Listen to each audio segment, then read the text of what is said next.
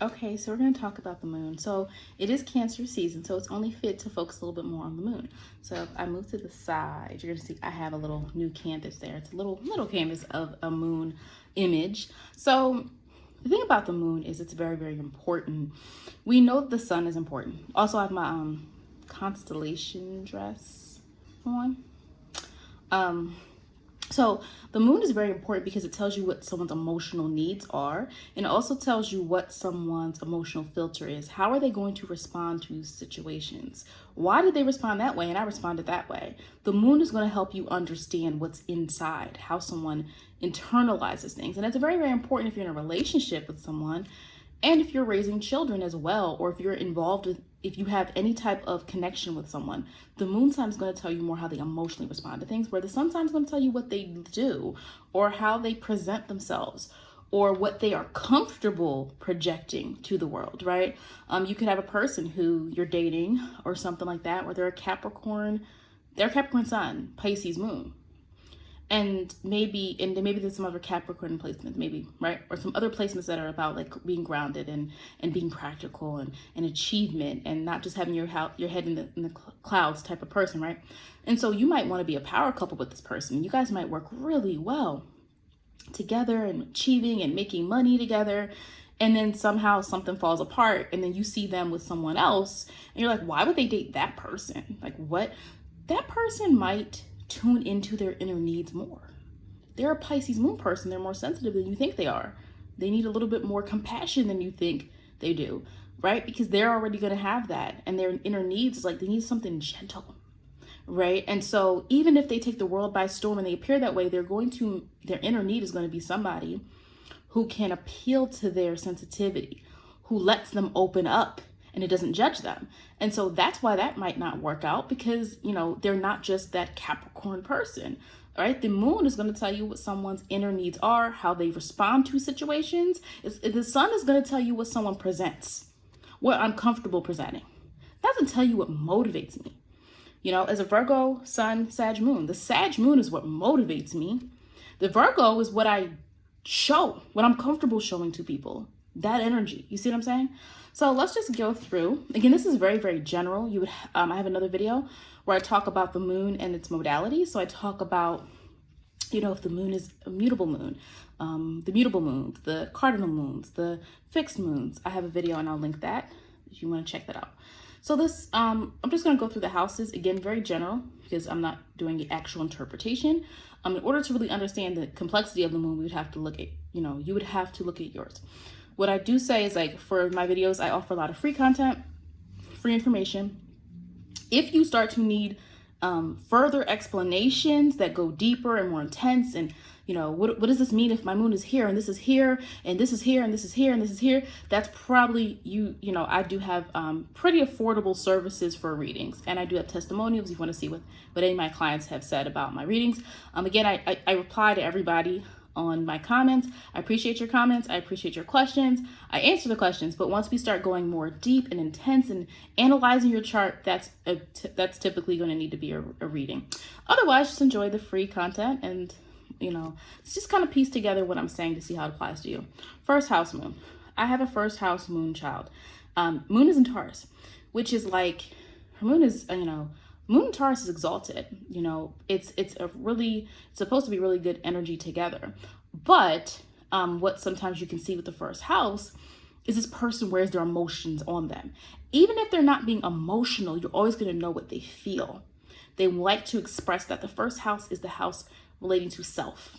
And so this person sometimes can struggle to, how do you realize that your emotions are not always you, right? And so if you're upset, that doesn't mean that's who you are. If you feel disappointed, you don't have to take it so personal. So sometimes moon in the first house, I mean, maybe I'm speaking mostly because of children, can be very much about identifying too much with how they feel with who they are and needing help, you know, disconnecting that. But in general, the first house moon person is not shy about their expression. So even if you have a moon and Pisces person in the first house, well, if their feelings are hurt, they're going to probably tell you a little bit more. You're going to see it a little bit more than you would if the person was moon and Pisces in the 12th house. So your first house moon person is expressive. And I think that's kind of good. I mean, remember, the first house is ruled by Mars. No matter what planet is in it, it has Mars energy in it with this self-assertion. So the first house moon person, you're going to know how they truly felt about something. So they can be quite transparent about that. There's not a lot of guesswork. And sometimes it could be good or bad because, again, like I said, they can over-identify with their feelings. And remember, feelings aren't just crying. Feelings can be anything. It could be anger, rage, disappointment, jealousy, fear. It's not just being your hurt feelings. Feelings and emotions are very complex. And so that's typically what you'll see with the first house moon. Now, the second house moon is ruled by Venus. And so here you're going to have a person who needs, I'm looking over because I have, I did a blog on this like a year or two ago, I don't know. I don't remember, but I did a blog on this. So I already have this information typed out. I'm just kind of processing it now to deliver it for this video. So your second house moon person needs to feel secure and safe. They prefer what's familiar. So Venus here likes to be relaxed. And so when Venus is relaxed here in the second house, Venus energy, we're talking about feeling secure. In order to be relaxed, I have to know where I am is safe, right? And the moon is all about preserving its sense of safety. So I think the moon in the second house can be a pretty good placement for someone who knows themselves well. They know their emotions well. They might even know the type of relationship or the type of emotional connection they need with people really well. They're really good at asserting that as well, because remember, the second house is also linked to values. So this person might be really good at internalizing, like, this is what I need from you, or I didn't get what I needed growing up from my parent, or whatever whatever the situation is. Prefers what's familiar though. So and sometimes they can have trouble breaking free from unfamiliar things. And because we're not just living off our moon, right? In life, we have to tap into all these other energies. So can you lose opportunities if you focus too much on what's comfortable? Yes, you can become too close to something that you might actually need to change. So your moon and second house person might benefit from different transits, where it allows them to be a little bit more of a risk taker when it's smart to take risks. And they can be attached sometimes to possessions or material things, and not in a way of being selfish, though in any case, anything can mean anything, right? If we have the right placements, yes, we can have a moon and second house person who's materialistic. Yes, we can. That doesn't mean, excuse me, doesn't mean everyone will be. But yes, if we have the right placement somewhere else, if we have certain planets in other houses indicating that this person could be that way, yes. Well, it's because, the Venus energy in the second house is also about accumulating,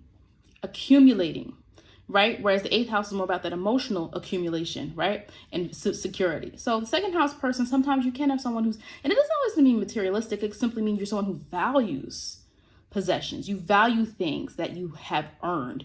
You have, you take care of the things you earn. This could be the case where you see someone with the moon in the second house, like they take good care of their belongings. They're not careless.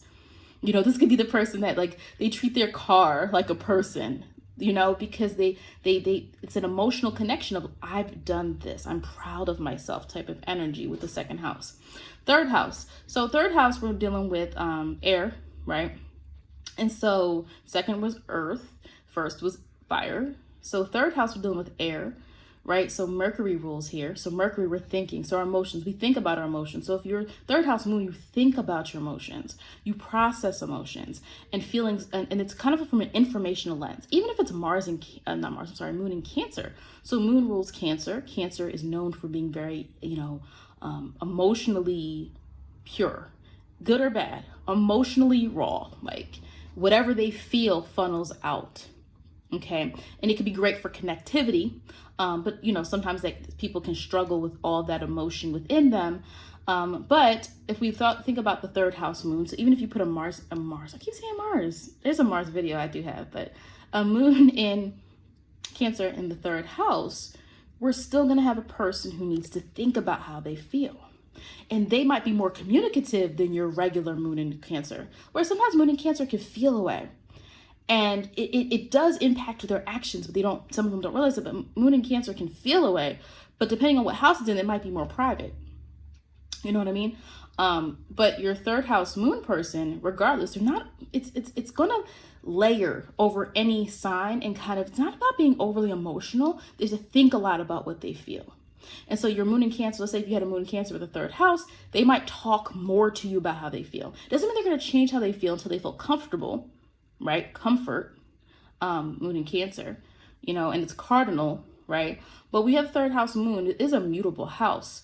So you can have a tendency here to again, you have to communicate what you feel. You're not sure how to feel. It takes a lot of objectivity. You need all the facts first. I need to know. I need to understand this. Why did this happen? Why did you do this? This type of person that probably wants closure in like a relationship. Like I have to talk to them. That type of person. The fourth house moon. Okay, I have a fourth house moon. So emotions may ebb and flow. And even if your moon is not in a particular, because the reason I keep talking about the water signs is because a lot of times people associate emotions with only water signs, or emotions only with feeling, or emotions only with women, or emotions, and all these different buckets we put it under. However, everyone, unless there's something wrong, we have emotions, and emotions can funnel in different ways. Some people act it out. Some people are passive aggressive about it. Some people are aggressive when they feel a certain way. Some people need to process it. So many different ways we can process emotions, right? And so the fourth house, though, the moon rules the fourth house. And so there's a lot of strong connection when you have, even if your moon is not in a water sign. My moon is not in a water sign, but because the moon is in the fourth house, it does affect me, whether I've always realized it or not. The moon is at home here. So this person sometimes, these people can feel very connected to the past. Remember, fourth house is past roots. So if you have a moon in the fourth house, there's typically like a concentration on the past, the mother in some way, shape, or form, the mother figure, nostalgia. This person's very nostalgic. This might be the person stuck in the past. And it can mean literally or figuratively, right? But stuck in the past might mean they like things from the past. This person, the emotions will ebb and flow. It'll be, I wouldn't say similar. So my situation is different. I have a mutable moon. In the fourth house is already known for change. So the fourth house moon person, sometimes, it can be hard sometimes to pin down what they really feel. They're going to show you one emotion, then 10 hours later it could be a different emotion. And again, it's always going to be because remember the fourth house is impacted by stimuli. And so the fourth house moon person, and again, it's at home. So there is a connection to things and people that are homey, things and that are familiar. I think the third house and the fourth house are the moons that I would say are the most connected to familiarity. Okay. The fourth house more on an emotional level, the third house more on an informational level, right? And so the fourth house person can also kind of have that protective shell. I said the second house a little bit, but the fourth house can also have that protectiveness. Like they might care more about their home. A person who likes to be at home a lot. A person who they like to, wherever they go, they can kind of make it a home. It has to feel comfortable, has to feel familiar. And so your fourth house moon person, I do think, there's a lot of connection there too. And again, even if they don't appear emotional, there is an emotional need that needs to be met with. They need to feel safe and secure, and they need to feel like, connected. So there is something there to explore. If you are a fourth house moon, also fourth house moons can be known for, there's usually, if you have a lot of fourth house energy, connection to your mother's side of the family in some way. Maybe, and it doesn't mean you don't connect with the other side of the family. It just means maybe more of a connection to your mother's side of the family, or something significant about the mother's side of the family. Fifth house. Okay, so the fifth house, the inner desire to create or perform. So this is kind of a moon sign where a little bit different. Because now this person it's not about security. It's not about safety. It's about their own talent, ability. This person might be more creative because now the moon is your inspiration and your motivation, right? So you're able to channel creativity. They might enjoy leisure and fun. Okay, so this might be the person, like if you're thinking of like, how to get along with this person, let them have fun doing what they want to do though. So like, it's different than maybe a moon in the 11th house. Like it's just like, okay, yeah, I'll go and do whatever the crew's doing. Your fifth house person, moon person, has a connection to what they like to do. The fifth house is related to the sun. The sun is also connected to this idea of talent and hobbies and performing in a way. And so they'll feel the most happy when they're doing what they are good at or doing what they like to do, especially if you're thinking about motivating your child. If you have a fifth house moon child, getting to know them and what they like. A lot of times with children, we can assume we know what children think is fun, we say, oh, when I was a kid, this was fun. But really getting to know your child, if your child is a fifth house moon, and seeing like, what do they like to do? Even if you're dating someone, what do they like to do? You see what I'm saying? That is going to help you, because the moon is important to help you connect to people. When people feel you understand them at a deeper level, when people think that you are literally catering to their inner need, you're going to have a better relationship with that person. Okay. Your sixth house, and they're definitely not an overly emotional person. Now, again, because even if you put the moon in the fifth house in a water sign, you're going to get probably more of a creative person who's able to impact and connect to people's emotions, right? So, like, for example, it could be like a person who's a musician or an artist, a moon in Pisces in the fifth house artist or something like that, right? So they might channel their emotions into their work, their craft, what they do. Okay, there's an emphasis on fun and enjoying themselves when you have a moon in the fifth house person. And so sometimes it's hard to break into them in emotional level, because it wants joy. The fifth house is about joy. So any hard topics, any controversial topics, anything that where you're now having to force them to be emotional or vulnerable, it can be difficult. Okay, your sixth house moon. So the fifth house, we just went over that. It's the fire house. The sixth house moon. All right, sixth house ruled by Mercury, Virgo energy here. So this person so this moon person needs organization. And it's so interesting because I have a moon in the sixth house child as well. And his moon is in Pisces. So it's interesting because that's the opposite sign of Virgo. But already at a young age, he likes to organize. So like he's an Aries. So it's very interesting energy going on, right? So it's the Aries, typical, energetic, playful Aries child. But the moon in Pisces, the sixth house. So I'm already seeing small things he likes to do. He likes things. He's not like overly conscious of it, but like he can fix things. Okay, if something's not supposed to be there, he sees it. Okay, let me fix that. And it's like he doesn't like when things change. Like like sometimes like if it's on his terms, he's cool with it. But like if you say, okay, we're gonna now move this over here, he's like, no, it's right here. It's supposed to be here, and so, but he's also playful and very just like a jokester and just like sweet. That moon in Pisces, sweet, and the Aries sun, playful and just like funny type of energy. And then he's got the serious side to him. He also has Saturn in third house. So do I. But anyway, my point is I'm already seeing that, and I've seen it in adults as well. Moon in sixth house people feel at ease with organization. It helps them feel better to know that something is where it's supposed to be. And when we're talking about emotion, so this is a person that can sometimes have an expectation of what they're supposed to get in any type of, interpersonal relationship.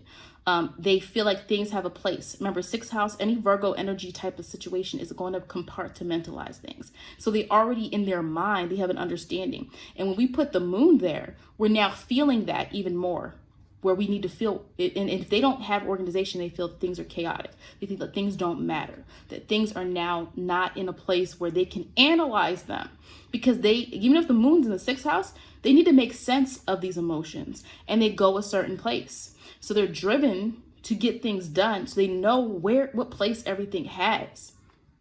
Okay. And so you're sometimes not going to get, and again, it depends on the sign. The sixth house moon person, there's not a heavy emphasis on emotion, but again, that's why I said you would have to look at the actual sign, because, a moon in Pisces sixth house person is going to be different than a moon in Capricorn person in the sixth house. They may feel anxiety with the lack of structure or routine. So anytime you try to change something up, you're now messing with their routine, which is like, again, what I see with my son, it's like, it's about, I'm comfortable because this is what I expect things to be like. And it makes me feel a certain way. And again, I think that can be great when it comes to a person being reliable. When people are emotionally connected to themselves and they know what's needed and they feel motivated to do certain things, you're going to have a person that's probably committed to what they say they're going to do if their moon is in the sixth house. Why? Because if they don't, they're going to probably feel guilt or feel some type of letdown. The sixth house gets Virgo energy. It's when Mercury is analytical. And if you're going to do all that thinking, you might as well do the work, right? That is the energy of the sixth house. And so the moon here is helpful as well. The moon in the sixth house person is helpful in a practical way. I'm going to help you with that. Sure, I'll help you pick that up. Again, I've seen it in adults and I've seen it in my child as well. Like if something has to get done, like they're not going to let you do it by yourself. Okay, I'm cleaning up or I'm fixing something. Oh, let me help you. Or here's this. That's what you're going to see a lot with 6th house moons. The moon naturally knows what someone needs in a practical way. Not the same as like a moon in the 12th house. 7th house, again, everything that I'm saying, you would have to get the whole chart analyzed, okay? Just like I just gave you an example of my son. He's like this, but then he's like this, and because of this, and because of this. That's how charts work. The 7th house moon, okay, so here we have Venus ruled 7th house. So it's different than Venus ruled 2nd house, which is about relaxation, security, doing things on your own accord, having your own resources. So 7th house, we're now dealing with others, and we are idealizing and preferring partnership. So the moon in the 7th house person connects to people better on a partnership that requires them to truly relate to them. And so moon in the 7th house, people might always feel this need to relate. Even in non-romantic relationships, they're always seeking for ways to connect to other people. And of course, anytime you do that, you're going to get a lot of friends or a lot of acquaintances because you're willing to do that. You know, it's not like a moon in the 12th house person that might, like, a moon in the 8th house, they're not going to go out on a limb. They don't prefer to be alone. So I also sometimes say this with moon and Libra as well. It may seek connections with others consciously and unconsciously.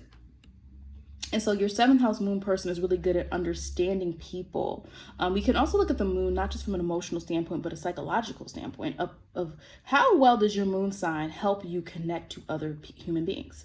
And so the moon in the 7th house person is always seeking out a way. And sometimes you can see people with moon in the 7th house that have relationships a lot. Now, again, you would have to look at the house to see what does that look like, right? If it just so happens that Saturn's in the 7th house as well, now this person can struggle with relationships. They could have emotional letdowns in relationships and things like that. Or if you have Moon and Pluto both in the 7th house, something's great. Something's brewing there. So what I mean is we would have to look at everything in context. But the 7th house Moon person is great at relating to others, having partnerships, having good connection, like actually good connections. Anybody can talk to anyone else, right? But if you actually have a moon in the 7th house, it's about understanding what it takes to actually be in a partnership, and truly feeling it. So what I mean is like the sun in Libra can show. So let me give you an example. For instance, like you can have like a sun in Libra, for instance, and it can appear like, okay, on the outside, they're going to show that partnership and harmony is important. But again, remember, you have to understand about Libra, and I have a Libra child too, of Aries and Libra. So I understand this, but Libra sometimes can be about, Venus is about pleasant and harmony and balancing. And though you do have that other side of Libra, because remember, Libra's a cardinal sign now, and they know how to get what they want through their words. Libra is sometimes surface level, right? Especially when you think of Venus. It's about playing nice, appearing nice. You have to look at the whole chart to understand the individual. But with that, sometimes Libra doesn't, you know what I mean? They show that when your moon is in the 7th house, or your moon is in Libra, you now get a little bit different experience. You get someone who is actually valuing internally. They need partnership. And when you need something, you're going to value it and show it in a more authentic way, right? Your 8th house moon. So the 8th house is ruled by Mars and Pluto, has some Scorpio energy. So it's a water house, right? But it's not an outpour of emotions. It's really not. It's intense emotions. And why are they so intense? Well, Mars is about aggression, right? Dominance. And Pluto's about transformation, obsession, control. And so when you think about those controlling elements, anytime you have 8th house energy, it's about willpower. It's about control. And a lot of times a moon in the 8th house person wants to control their own emotions.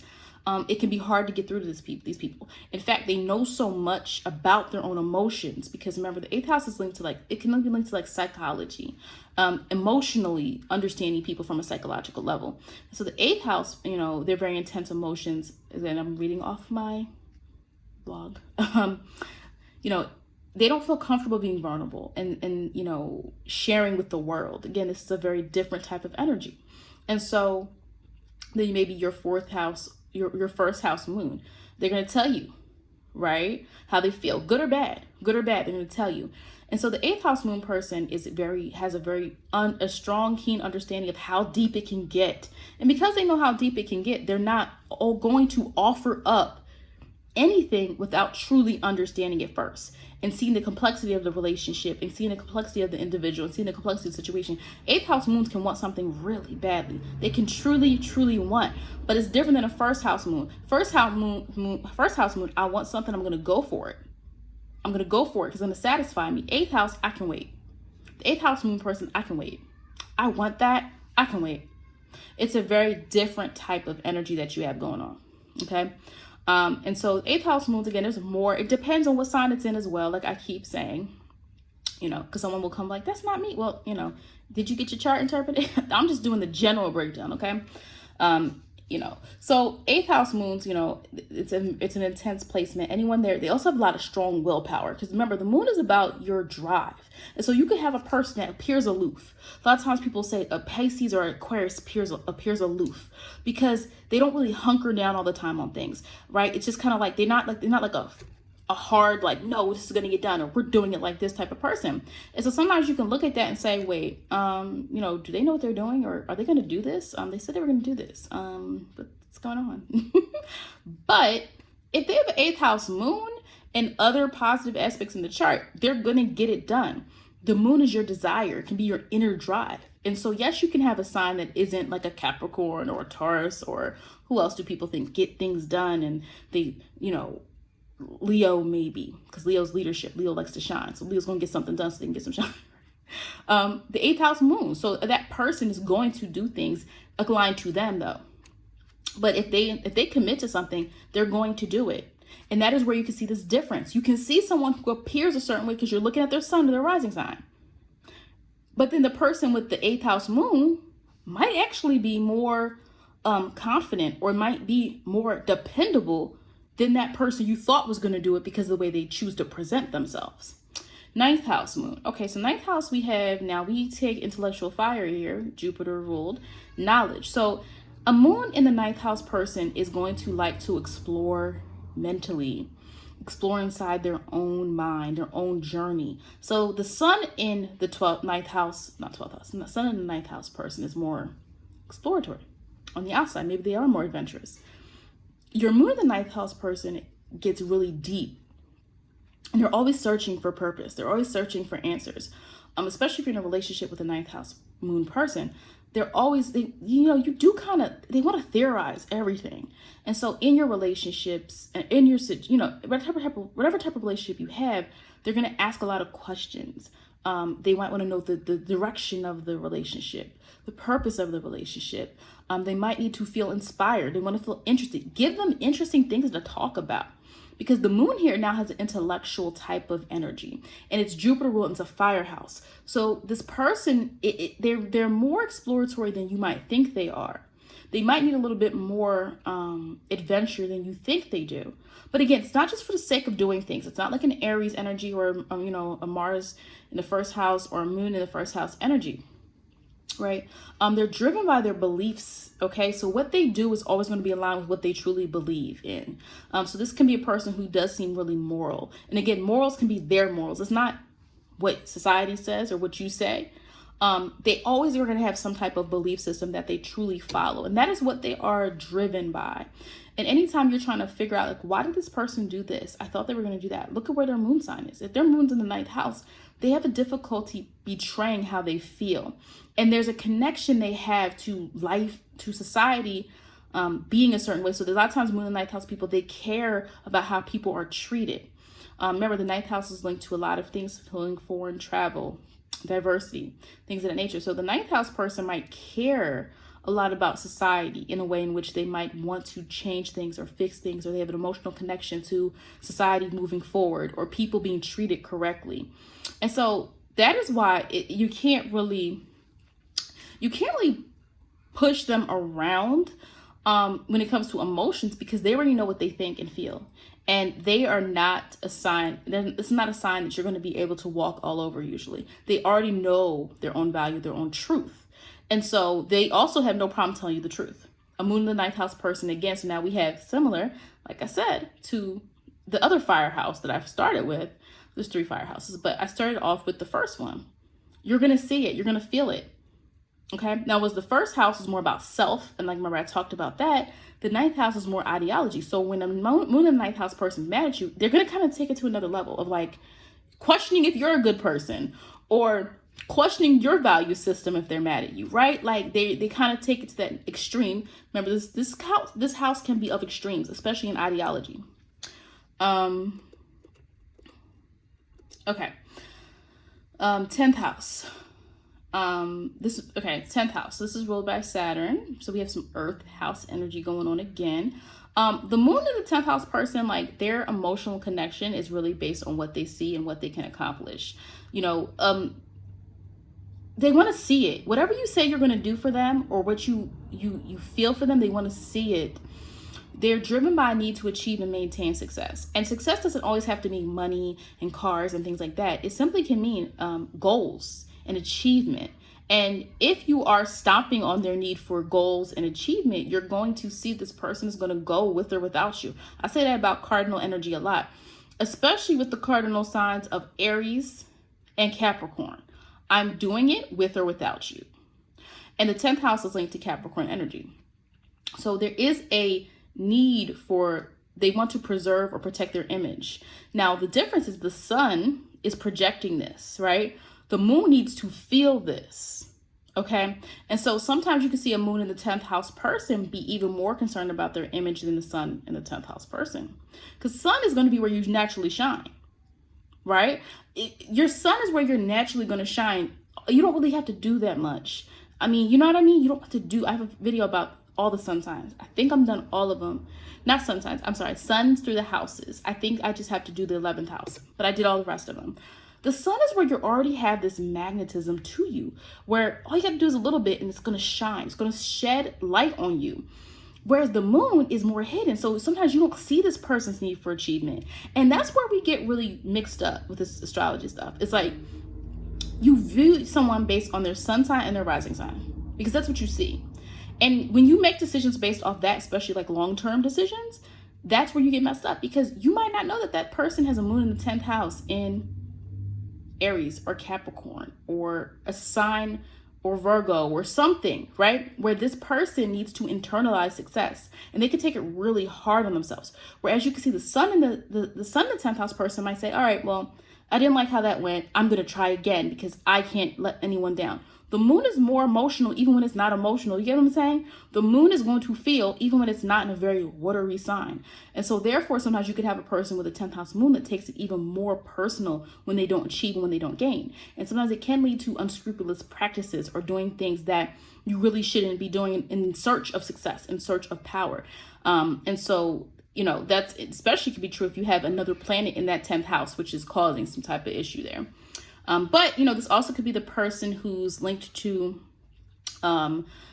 being very open about what they want to achieve and what they need. The moon's going to make it a little bit more difficult to see what they truly need. The 10th house is about public image as well. And so they internalize these things a little bit more. As far as even thinking about like children, if your child has a moon in the 10th house, uncover what makes them feel successful. They might not always tell you what it is, but make them feel that, understand that the success is important, but that sometimes they don't make them take it too hard. They can kind of take it to the extreme when it comes to wanting to achieve, wanting to be the best, wanting to be great.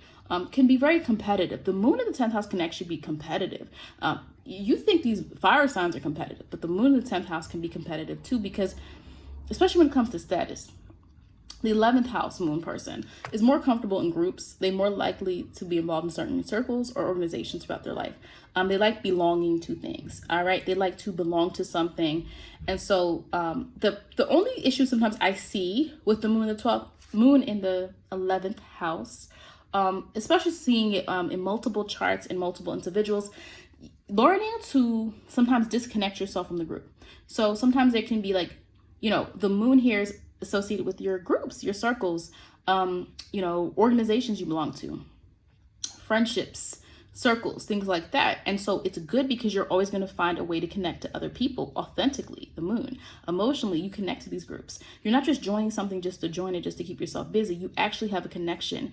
And a lot of times the moon in the 11th house can mean really good connections with women, because the moon is a feminine influence, right? The moon is a feminine influence. And sometimes in a chart, the 11th house can show a little bit more. Your friendship groups are primarily women, or they're important in some way to you. And again, I mean, everybody's important, you know what I mean, to you, and somehow, like, everyone, all of us have people that are important to us, but I just mean there's an emphasis there. Sometimes just not taking on, remember, the moon is reflective, and the moon can be a mirror, and just making sure the 11th house moon person knows where they begin and where they end with their friends, in their groups, in their organization. You could put so much into an organization, or so much into your work, or so much into an idea that you have, or a dream, or some commitment, that you lose touch with your own inner needs. So be careful with that moon 11th house of still maintaining your own individuality and not taking on the emotions and feelings of others without considering if they are actually yours. Your 12th house moon, okay. So the 12th house moon, so it can be beautiful when you are in touch with your understanding of your purpose. And the 12th house is a water house, okay? So the moon can function and vibrate pretty well with understanding emotional depth and emotional, qualities. You're feeling things in a deep collective way, though. The moon in the 4th house is concerned with themselves in a way. Right? The moon is concerned, the 4th house is concerned with their immediate surroundings. So it could be their family, people they treat like family, their immediate surroundings. That's who moon in the 4th house is worried about. Your moon in the 8th house person is now concerned about what they have chosen to be important to them, or their own emotions. They're loyal to their own emotions. Moon in the 8th house, even though I chose you, I'm loyal to myself first, right? Your moon in the 12th house, we're now feeling things on a deep collective way. So a lot of healers, because you genuinely care. It's a difference. Everyone's not a healer. So your moon in the 12th house people can be healers. And again, a healer doesn't have to mean that you are a shaman, or you're going around and you're healing everyone in this, what we envision it to be. It can mean that you are simply in any type of position where you're able to help others, get better mentally, physically, whatever the case may be. So you can be an empath. Like a moon in the 12th house person is most likely an empath. Everyone with 12th house energy is not an empath. I feel like there's a lot of basic things said, but it's like everyone's not a direct empath. But if your moon is in the 12th house, most likely you are, because the moon is your emotional filter. So you're already open to emotions, and now we're putting it we have it in such a sensitive house as the 12th house.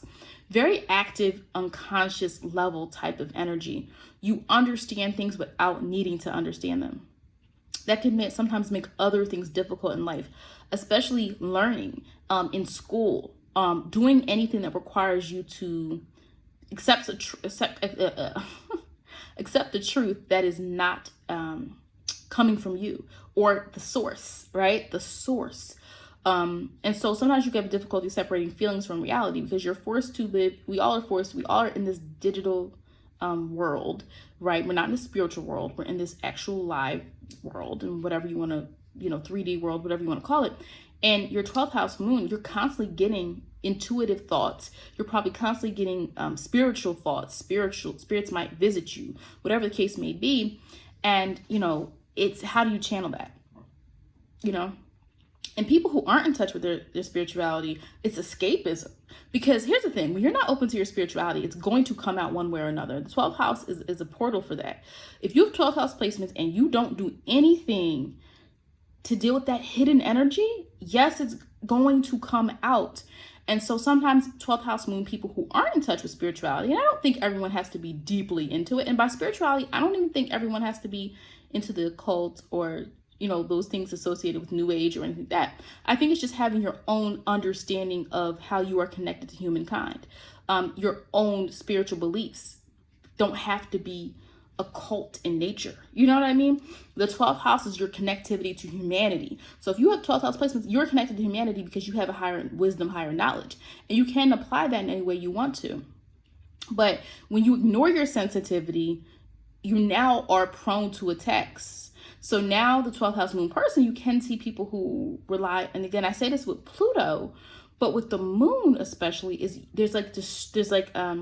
I won't say destructive, but it's like you can also do that same hiding from life type of thing. Hiding what you truly feel. Suppressing things so much that it becomes anxiety, right? It becomes anxiety. Substance abuse could be a thing. Substance abuse, typically you see that a lot of times with Pluto's energy a little bit. But the moon can manifest that as well, because internally you don't know how to handle all of the sensitivity that you have, and the world becomes really hard, becomes really difficult for you. And again, I'm not trying to say this to scare anybody off. I'm saying you have to accept what you've been given. If you have 12th house moon, accept it. That sensitivity you feel, let's learn about it. And I have a video where I talk about the moon in the 12th house and what you can do about that. But you guys are very compassionate. And if you don't want to be in the spiritual realm, that's fine. You can still do things. You can heal people. You can work in a field where you help people channel their emotions. You're able to be empathetic. Some people aren't. You can't have people who don't have empathy in certain fields in this world. You know what I mean? You shouldn't, but we do. But you can't have people who don't care about people in certain positions or jobs, right? So that allows you to connect to people in a more authentic way. So even if you're not into spirituality, I don't think everyone has to be some guru of spirituality to live their purpose if you have a 12th house moon. But that is what you need to do if you have a 12th house moon, because it's a great opportunity for you to connect to other people and for you to connect to the source, right? Understanding life in a deeper way than other people do. You just feel it. But because you just feel things, it's hard for you to help other people understand how you feel.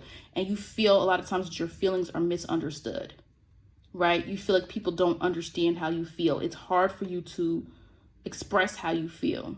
How you feel might feel like it changes, right? It feels like other people aren't validating how you feel, you know? But again, I have a video that goes more in depth. This was just about the house in particular. So that was it for this video. Please comment below what your house is, or if you like the video.